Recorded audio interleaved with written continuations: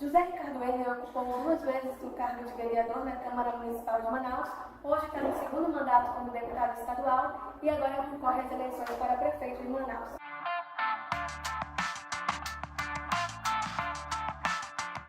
Deputado, obrigada por ter aceito participar de responder as perguntas da família dos fazendários. Obrigada por estar aqui com a gente e eu vou direto ao ponto. A gente já tem uma questão aqui sobre mobilidade urbana do nosso filiado, que é o Célio Cruz. Ele é técnico da Fazenda Estadual e ele pergunta: Manaus é a capital com as piores calçadas do país. Mais do que irregulares, oferecem riscos aos pedestres. Qual é a avaliação do candidato sobre o problema e se há uma proposta para solucionar ou minimizar essa questão? Antes de mais nada, eu agradeço o convite, é uma satisfação poder falar com os fazendários. E o Célio lembra uma questão realmente preocupante na cidade de Manaus. Nós temos em torno de 3.900 quilômetros de vias públicas em Manaus. Todas elas precisariam ter calçada, já que o pedestre, o cidadão, tem o direito, é a questão da acessibilidade, o direito de poder circular, ir e vir, e as calçadas são exatamente o caminho do pedestre. E nós temos, portanto, uma grande deficiência na cidade de Manaus. E precisa, dentro de uma ótica de mobilidade, realmente você priorizar o pedestre, e nós vamos ter que ter um grande programa de recuperação de calçadas, de desobstrução, de orientação da população. Claro que muitas vias já foram construídas sem calçadas, então isso tem que ser equacionado. E é parte, portanto, de um direito do cidadão. Não só a calçada, a via sem buracos, via em bom funcionamento, a sarjeta, a drenagem de água de chuva, a questão do lixo que é colocado inadequadamente também nas calçadas, e aí você tem que ter o processo de coleta seletiva que nós estamos defendendo. Mas o Célio tem toda a razão e esse é um ponto forte que nós vamos estar trabalhando no nosso governo. Mobilidade urbana volta aqui, sempre é a mais pedida. Então, o Demétrios Lima Soares, que também é técnico da Fazenda Estadual, ele pergunta: no trânsito, qual o projeto do candidato para a faixa azul, visto que temos ônibus trafegando dentro e fora dela? Pois é, Demétrios, realmente é absurdo que a gente vê na cidade de Manaus o fato de que não temos ainda corredor exclusivo no formato que deveria ser para uma cidade com um trânsito intenso. Nas grandes cidades você começou primeiro com um corredor exclusivo e posteriormente com investimentos de grande mobilidade, de transporte de massa, metrô, VLT. Eu defendo que a gente imediatamente defina os corredores exclusivos, tenha a segregação, ou seja, você tenha a exclusividade do ônibus para dar segurança para as pessoas na questão de travessias, nas plataformas, e em seguida já faça os estudos para um VLT, que seria o metrô de superfície, dado o crescimento da cidade de Manaus. O restante é reordenar essa questão do transporte, rever esse contrato com as empresas, intervir, porque hoje as empresas realmente não estão cumprindo o contrato e o trânsito hoje não tem uma gestão pensada, com inteligência e vendo onde tem que fazer intervenções no próprio sistema viário. O senhor deseja atuar no Poder Executivo, mas hoje o senhor ocupa um cargo como parlamentar estadual. Como é que o senhor, como deputado estadual, colabora para Manaus? O parlamentar tem essa função de propor ideias através de projetos, pode propor através de indicações, sugestões que vêm da sociedade. Eu tenho uma prática de ouvir muito a sociedade, de prestar contas. Toda semana, inclusive, eu subo em cima de uma Kombi para conversar com a população nos terminais e eu recebo muitas ideias e muitas sugestões. Boa parte delas eu encaminho para o Poder Executivo, porque o parlamentar ele não executa, ele não administra o recurso público. Quem executa é exatamente o governante, seja o prefeito, seja o governador. E depois, eu como deputado estadual, eu apoio várias pautas de vereadores, na questão do transporte, na questão do saneamento da cidade, na saúde, na educação. A gente está acompanhando alguns vereadores que estão fazendo esse papel de fiscalizar, que essa é a função mais forte também de um parlamentar, fiscalizar, cobrar e muitas vezes denunciar. Eu tenho muitas representações no Ministério Público Estadual e Federal cobrando providências em relação ao poder público municipal e estadual. Ok, Marcelo Duque fez aqui 2 perguntas em uma. Marcelo Duque é técnico da Fazenda Estadual e ele pergunta: será feita uma estratégia semelhante à do Estado quanto à nota fiscal amazonense? Aí outra questão que ele faz é: a concessão de desconto no IPTU está nos planos do candidato? Marcelo, nessa questão tributária, realmente nós precisamos ter uma gestão que, por um lado, contemple assim, o uso do recurso. Eu estou defendendo o orçamento participativo, que é uma forma de você definir as prioridades, reunindo e ouvindo a sociedade, os segmentos organizados, porque o recurso é pouco. O orçamento do município de Manaus é de 4 bilhões de reais e somente os 10% em média você tem para investimentos. O restante é o custeio, é pessoal, é despesas.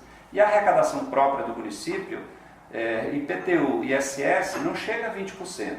Então você tem que, lógico, combater a sonegação, nós temos que cobrar daqueles que não estão pagando, não tenho planos nenhum de aumentar a alíquota, ou seja, aumentar o imposto de ninguém, mas nós temos que fomentar alguns setores da economia. Então, o IPTU e ISS são instrumentos de política, né, também tributária, fiscal, para atrair empreendimentos, para você estimular determinados setores que podem gerar mais emprego.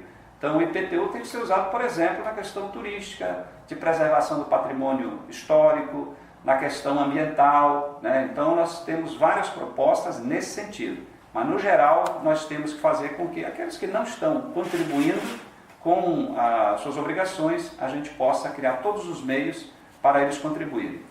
Agora, sobre creche, o Demétrios Lima Soares, técnico da Fazenda Estadual, pergunta: como o candidato pretende viabilizar o aumento da oferta de vagas em creches na cidade? Pois é, esse debate sobre creches é um debate já antigo, né? Cada prefeito fala de uma quantidade de creches, né, que pretende construir. Teve um que falou em 24 e construiu uma.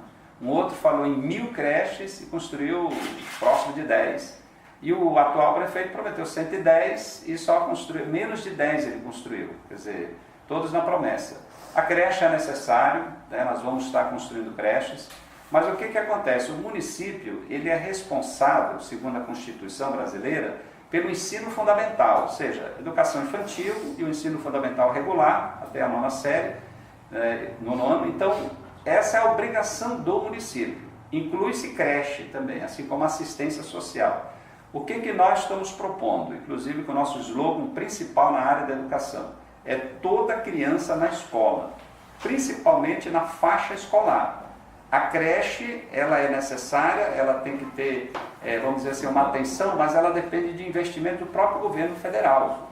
E creche depende de parcerias também com outras entidades. Nós queremos fazer parcerias, por exemplo, com o Distrito Industrial, por conta da política de incentivos e que nós podemos ampliar a oferta de creches. Mas a escola regular, hoje, é a prioridade número 1, porque nós não podemos aceitar que não tenha vagas para criança, adolescente e até jovens. Nós temos que evitar a desistência. E um detalhe, nós temos um outro lado, é a quantidade de jovens e adultos que não terminaram o ensino fundamental. Pelo dado do IBGE, nós estamos falando de um número próximo de 600 mil pessoas que não concluíram o ensino fundamental na cidade de Manaus. O que tem como consequência? É que essas pessoas, na hora de buscar um espaço no mercado de trabalho, têm dificuldades. Porque quase toda empresa, ela exige no mínimo, ensino fundamental. Outras exigem ensino médio concluído. E outras só ensino superior, senão você não tem chance. Mas imagine então aquele que nem o ensino fundamental ele tem concluído. Então também vamos implantar, né, um grande programa em relação a jovens e adultos, né, para que essas pessoas saiam dessa situação e possam ter mais oportunidade posterior no trabalho. O nosso filiado Sérgio Reis mandou uma pergunta assim: o senhor é candidato pelo PT. O senhor acredita que o envolvimento do partido em recentes escândalos políticos pode afetar o desempenho da sua candidatura? Olha, sempre tem alguém que fala sobre isso, né? Eu até agora não senti nada contra a minha candidatura, o fato de ser do Partido dos Trabalhadores. Eu já estou lá há 21 anos, né? Aqui no Amazonas, o PT não tem ninguém envolvido na Lava Jato, diferente de políticos de outros partidos aqui no Amazonas, como do PMDB, tem gente delatada no Lava Jato, do PSDB tem gente delatada, do DEM também, deputado federal, PSD tem senador delatado, do PR tem deputado federal, todos envolvidos no Lava Jato. E que a gente espera que a justiça alcance esses políticos do Amazonas envolvidos no Lava Jato. Mas do PT do Amazonas não tem ninguém. Sobre meio ambiente, a Neibe Nogueira, que é técnica de arrecadação e tributos estaduais, pergunta: qual o tratamento será dado ao meio ambiente na cidade? Aí ela comenta assim: estamos todos morrendo ambientalmente. Olha, Colega, você tem muita razão, porque imagine, Manaus é uma cidade que, para o mundo, é considerada uma cidade que está no meio da floresta amazônica e, portanto, seria uma cidade ambientalmente, né, equilibrada, sem problemas, seria um exemplo. Mas é o contrário, nós temos todos os igarapés poluídos porque não temos uma política de saneamento. Eu estou defendendo uma política municipal de saneamento. Na questão da água, fornecimento de água tratada, e essa é uma vergonha, porque 1/3 da cidade de Manaus não tem água, né, encanada 24 horas, tem bairros que nesse momento estão sem água. Depois você tem um tratamento de esgoto, que menos de 10% do esgoto é tratado, o restante é despejado na natureza. Depois o problema do lixo, nós não temos coleta seletiva ainda instalado, que é algo que nós vamos priorizar. Tudo é jogado no aterro, e o aterro já de muitos anos poluiu toda a água subterrânea daquela região e os igarapés. Portanto, é a política de saneamento que é prioridade para nós começarmos a despoluir e depois cuidarmos melhor, além de cuidarmos do que já ainda temos de áreas florestais na área urbana, como a Reserva Duque, parques que nós temos que construir, Mindu que nós temos que colocar assim como uma grande referência de espaço de lazer para a população. Mas Manaus, o município de Manaus é enorme. Nós temos uma parte pequena que é a parte urbana. Nós temos toda essa região do Tarumã, toda a região ao longo do Rio Negro e uma parte do Rio Amazonas que nós temos que cuidar. Cuidar para não se transformar em algo como hoje é Manaus, nesse nível de poluição. Então você tem razão, é algo forte que nós vamos estar cuidando também. Qual que é sua proposta para a saúde? Olha, hoje em Manaus nós temos o seguinte, você tem o Estado cuidando dos hospitais, que é a responsabilidade do Estado, mas o Estado também está com unidades de saúde que faz atenção básica. São os CAICs, CAIMs, SPAs, policlínicas, só que o Estado estava querendo fechar, né? Estava aí querendo reordenar e fechar, e eu e alguns vereadores nós fomos contra, fomos no Ministério Público, além da sociedade, a população reclamando. Agora, o município, Manaus, é o responsável pela atenção básica. São as UBSs, a Estratégia Saúde da Família. Porém, só atende chega a quase 60%. O município é 50 e pouco. Somando com o Estado, nós temos em torno de 60%. 40% de Manaus, da população de Manaus, não tem a atenção básica, ou seja, não tem a hora que quer um atendimento de um clínico geral, de um pediatra, de um gerontólogo, né, um geriatra, de profissionais como uma ginecologista para as mulheres. Não tem. Por quê? Porque não tem a expansão. Nós tivemos aí um atraso muito grande esses últimos anos. Por isso que precisamos intensificar a ampliação da rede de atenção básica. E vou dar um indicador também preocupante em relação às mulheres, porque nós temos que dar uma atenção maior à saúde das mulheres. A mortalidade materna ainda é extremamente elevada aqui em Manaus, por conta do não acompanhamento. Não tem um pré-natal para todo mundo. Então a mortalidade das crianças até diminuiu, mas das mães não. Portanto, nós vamos trabalhar fortemente na saúde também das mulheres. Temos uma última pergunta aqui do presidente do sindicato, que é o seguinte: vivemos uma crise econômica e Manaus também sofre com isso.